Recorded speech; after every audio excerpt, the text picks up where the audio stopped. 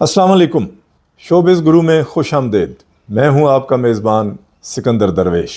उम्मीद है आप सब लोग बिल्कुल खैरियत से होंगे। अल्लाह आप सबको अपनी हिफ्ज़ व अमान में रखे। दोस्तों, पिछले प्रोग्राम में हमने आपको ये बताया था कि ये कहा जाता है कि किसी भी फिल्मी शख्सियत से दिलीप साहब की जो पहली मुलाकात थी वो नैनीताल में हुई थी। नैनीताल, जहां दिलीप साहब को उनके वालिद ने एक बाग का मुआयना करने के लिए भेजा था। दिलीप साहब बाग का मुआयना करने के लिए नैनीताल गए तो मौसम थोड़ा सा अच्छा था। वो बाहर घूमने फिरने के लिए निकले और घूमते फिरते उनको जब थोड़ी सी प्यास महसूस हुई तो जाके एक होटल पे बैठ गए। होटल पे उनसे पहले एक शख्स बैठे थे जिन्होंने दिलीप साहब को आते देखा और फिर वो दिलीप साहब को ही देखते रहे। दिलीप साहब ने इस पर कोई तवज्जो न दी। दिलीप साहब अपने मगन थे। जब वेटर उनके पास आया तो दिलीप साहब ने लीमू पानी का आर्डर दिया। वेटर लीमू पानी लेके आया। दिलीप साहब ने वो गिलास खाली किया और उसे एक और लीमू पानी लाने का कहा। और वो जो शख्सियत वहाँ बैठी थी वो मुसलसल दिलीप साहब को देखे जा रही थी। वो शख्सियत थी अमिया चक्रवर्ती की। अमिया चक्रवर्ती जो उस वक्त मशहूर फिल्म डायरेक्टर थे और बॉम्बे टाकीज़ से वाबस्ता थे। यूँ कहिए कि अमिया चक्रवर्ती और उनके साथ एस मुखर्जी जो थे वो देविका रानी जो मालिक थीं बॉम्बे टाकीज़ की, उनके राइट हैंड थे। अमिया चक्रवर्ती ने दिलीप साहब को जब देखा तो उन्होंने सोचा कि ये नौजवान कितना खूबसूरत है, इसको ज़रूर फिल्मों में काम करना चाहिए। अमिया चक्रवर्ती साहब कुदरती तौर पर दिलीप साहब की पहली फिल्म के डायरेक्टर भी थे। जवार भाटा दिलीप साहब की पहली फिल्म थी। अमिया चक्रवर्ती साहब ने दिलीप साहब के बकौल मुझ पर बहुत बड़ा एहसान किया कि उन्होंने मुझे पहली फिल्म में ही हीरो के तौर पर लिया और मेरी कामयाबियों की तरफ जो मेरा सफ़र था उस पे पहला कदम मैंने अमिया चक्रवर्ती साहब के साथ रखा। अमिया चक्रवर्ती साहब अभी सोच ही रहे थे कि वो दिलीप साहब को कैसे मुतवज्जे करें, उनके साथ कैसे बात करें कि इतने में एक शख्स होटल में दाखिल हुआ। वो अमिया चक्रवर्ती साहब का जानने वाला था। वो अमिया चक्रवर्ती साहब के पास आकर बैठा तो अमिया चक्रवर्ती साहब ने दिलीप साहब की तरफ इशारा करके उस शख्स की तवज्जो दिलाई। उस शख्स ने जब दिलीप साहब को गौर से देखा तो उसने दिलीप साहब को पहचान लिया। वो दिलीप साहब को अच्छे तरीके से जानता था। उसने अमिया चक्रवर्ती साहब को साथ लिया और जाकर दिलीप साहब के सामने बैठ गया। उसने दिलीप साहब से बातचीत शुरू की। दिलीप साहब जो उस वक़्त यूसुफ खान थे, उसने अमिया चक्रवर्ती साहब का तारुफ़ करवाया दिलीप साहब के साथ। और यहाँ दिलीप साहब आप यूँ समझिए कि फ़िल्मों से वाबस्ता हो गए। अब दौर शुरू होता है दिलीप साहब की स्टूडियो आमद का। दिलीप साहब स्टूडियो आए, उन्होंने बॉम्बे टॉकीज़ को ज्वाइन किया और देविका रानी से जो पहली मुलाकात थी उसमें जो मुकालमा हुआ वो भी बड़ा दिलचस्प है। दिलीप साहब बॉम्बे टॉकीज़ आए, देविका रानी ने उनको वेलकम किया और उनको अपने साथ लेकर अपने कमरे में गईं और उनसे कहा कि आप उर्दू जानते हैं। इस बात का जिक्र हम पिछले किसी प्रोग्राम में कर चुके हैं। दिलीप साहब ने कहा, जी हाँ, मैं उर्दू, फ़ारसी और इंग्लिश बोल लेता हूँ, लिख भी लेता हूँ और उर्दू तो मैं काफ़ी अच्छी बोल और लिख लेता हूँ। देविका रानी बार बार इस बात पर इसरार कर रही थी और बार बार एक ही चीज़ पूछ रही थी। उन्होंने दिलीप साहब से कहा कि आप हमारे पास यहाँ बतौर अदाकार नौकरी कर लें, आप हमें ज्वाइन करें और हमारे साथ काम करें। दिलीप साहब कहते हैं, मैंने देविका रानी से कहा, जी कि मैंने तो कभी कोई फिल्म ही नहीं देखी और मैं आज पहली दफ़ा स्टूडियो में आया हूँ, मैं अदाकार के तौर पे कैसे काम कर सकता हूँ।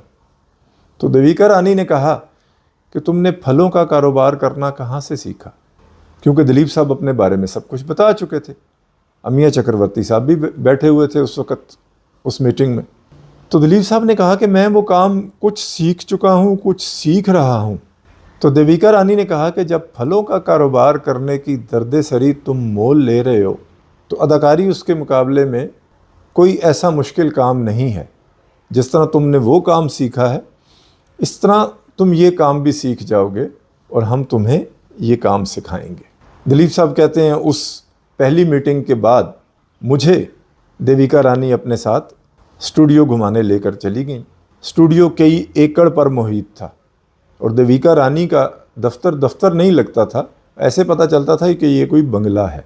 स्टूडियो में एक फवारा नस्ब था और देविका रानी मुझे उन फ्लोर्स पे लेके गईं जहाँ फिल्मों की शूटिंग्स हो रही थी। वहाँ पे उस वक्त दिलीप साहब कहते हैं कि मेरी मुलाकात जिस पहले अदाकार से हुई वो अशोक कुमार साहब थे। अशोक कुमार साहब की उस वक्त फिल्म की शूटिंग ज़ोरों शोरों पर थी। फिल्म का नाम था किस्मत। उसमें अशोक कुमार साहब हीरो थे और मुमताज़ शांति उनकी हीरोइन थी। दिलीप कुमार साहब देविका रानी से इजाज़त लेकर घर वापस आ गए और आकर उन्होंने अपनी वालदा को बताया कि मुझे नौकरी मिल गई है, मैं कल से बाकायदा काम पर जाया करूँगा। ये नहीं बताया कि कहाँ नौकरी मिली है और कौन सा काम करूँगा। अगले दिन दिलीप साहब कहते हैं कि मैं सुबह तैयार होके पूरे 9 बजे स्टूडियो पहुँच चुका था और वहाँ पे और बहुत सारे लोगों से मुलाकात हुई जिनमें एस मुखर्जी थे। और उसी दिन कहते हैं कि मेरी मुलाकात वहाँ पे राज कपूर से हुई।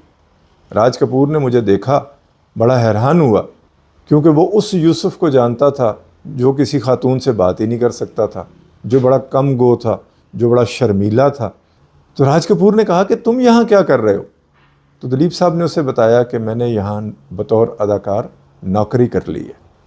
तो राज कपूर साहब ने शरारत से कहा कि तुम्हारे अब्बा को पता है कि तुमने स्टूडियो में अदाकार के तौर पे नौकरी कर ली है? दिलीप साहब कहते हैं कि मैंने कहा नहीं।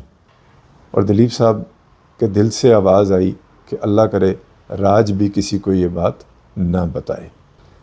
दिलीप साहब मुख्तलिफ़ फ्लोर्स पे जाते, वहाँ जो आलात नस्ब थे उनका मुआयना करते, फिल्मों की शूटिंग्स को देखते।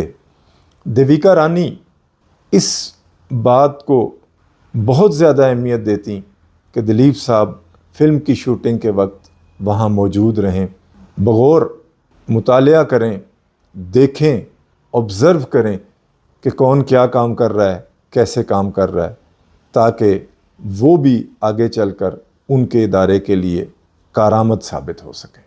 दिलीप साहब कहते हैं कि एक दिन एस मुखर्जी ने मुझे कहा कि यार तुम को कलाम सुना सकते हो उर्दू का? मैंने कहा हाँ जी बिल्कुल, मैं उर्दू का कलाम सुना सकता हूँ, मैं फ़ारसी बोलना भी जानता हूँ, लिखना भी जानता हूँ।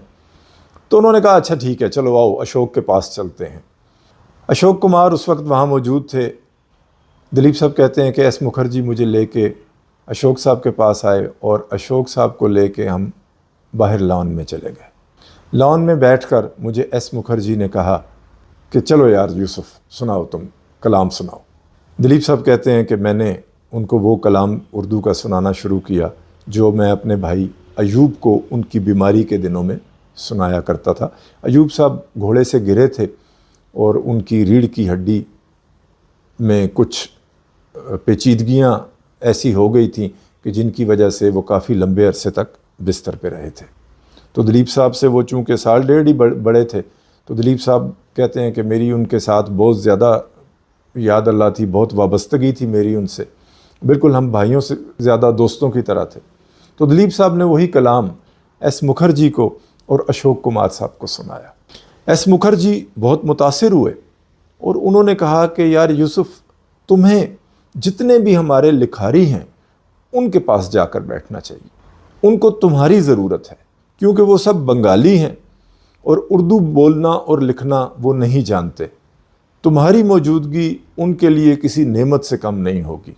तुम कल से वहाँ पे भी थोड़ा सा टाइम देना शुरू करो और उनको भी थोड़ी सी उर्दू बोलनी और लिखनी सिखाना शुरू कर दो। और दिलीप साहब ने अगले दिन शूटिंग्स देखने के साथ साथ जो डायलॉग लिखा करते थे या स्क्रिप्ट लिखा करते थे, दिलीप साहब उन लोगों के पास भी जाकर बैठने लगे और उन लोगों को उन्होंने उर्दू बोलना भी सिखाया और उर्दू लिखना भी सिखाया। यहाँ से दिलीप कुमार का दौर शुरू हुआ, यानी यूसुफ खान दिलीप कुमार बने और दिलीप कुमार की अदाकारी का दौर शुरू हुआ। इंशाअल्लाह अगले प्रोग्राम में हम आपको दिलीप साहब की अदाकार बनने और उनकी जो पहली शूटिंग थी उसका हाल सुनाएंगे। खुश रहिए, खुशियाँ बांटिए। अल्लाह हाफ़िज़।